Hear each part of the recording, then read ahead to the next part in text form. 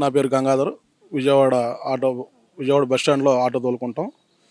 Government అంతకుముందు కూడా కర్ణాటక ప్రభుత్వం ఫ్రీ బస్సులు పెట్టారు. కర్ణాటక ప్రభుత్వంలో కూడా ఫ్రీ బస్సులు ఆఫ్ చేశారు. అట్లాగే నష్టం రావటం వల్ల ఆఫ్ చేశారు. అట్లాగే తెలంగాణ గవర్నమెంట్ కర్ణాటకను చూసి తెలంగాణ గవర్నమెంట్ కూడా నక్కను చూసి పిల్లి వాత పెట్టుకుంది అన్నట్టు తెలంగాణ గవర్నమెంట్ కూడా ఫ్రీ బస్సులు పెట్టారు. ఆ ఫ్రీ బస్సులు పెట్టడం వల్ల నిన్న కాక మొన్న ఓ మహిళ కూడా బస్సు ఆపట్లేదని చెప్పని ఆర్టీసీ కార్మికుల మీద కూడా పాముల దాడులు అలాగే జరుగుతున్నాయి. అద్దాలు పగలగొట్టడం కానీ జరుగుతున్నాయి. అట్లాగే విజయవాడలో కూడా పెడితే మాత్రం ఎంతోమంది ఆటో కార్మికులు ఉపాధి కోల్పోతారు. భార్య పిల్లలు రోడ్డు మీదకి వస్తారు.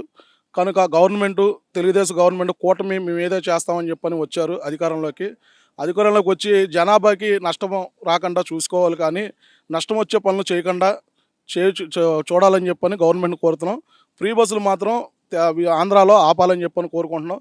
లేని పక్షంలో యూనియన్లు అన్నిటిగా కమిటీ వేసుకొని నిర్ణయం చేసుకొని రాష్ట్ర వ్యాప్తంగా ఉన్న కార్మికులందరినీ కూడా కలుపుకొని పెద్ద ఎత్తున అసెంబ్లీ ముట్టడి కార్యక్రమాలు కూడా జరుగుతాయి. అలాగే ఆటో డ్రైవర్లు ఆత్మహత్యలు జరుగుతాయి.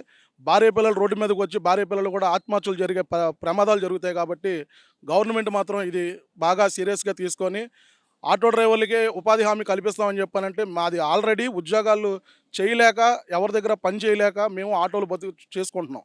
ఆటో మీద బతుకుతున్నాం. ఆటోలో ప్రయాణం చేసేది ఎక్కువ శాతం మహిళలు 60% మహిళలు ప్రయాణం చేస్తారు. 40% జెంట్స్ ప్రయాణం చేసినా వాళ్ళు కారు అవైలబిలిటీ ఉంటుంది, కారు తోలుతారు. బైక్ అవైలబిలిటీ ఉంటుంది, బైక్ తోలుకుంటారు. లేదా ఫ్రెండ్స్తో పక్కన వెనకమాల కూర్చొని వెళ్ళిపోతారు. లేడీస్ అలా కాదు, ఓన్లీ ఆటోల మీద నమ్ముకొని బస్సులు టికెట్ తగ్గించడం చాలా మంచిది.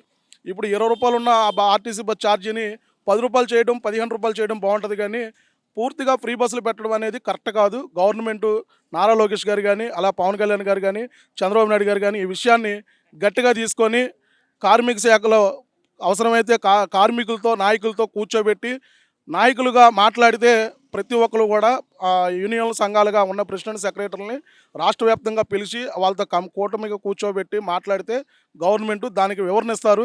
ఎందువల్ల నష్టం వస్తుంది, దేనివల్ల నష్టం వస్తుంది అని చెప్పని గవర్నమెంట్కి వివరణ ఇచ్చే అవకాశం ఉంటుంది. ఈ ఆలోచన కూడా చేయాలని చెప్పనేసి గవర్నమెంట్ కోరుకుంటున్నాం.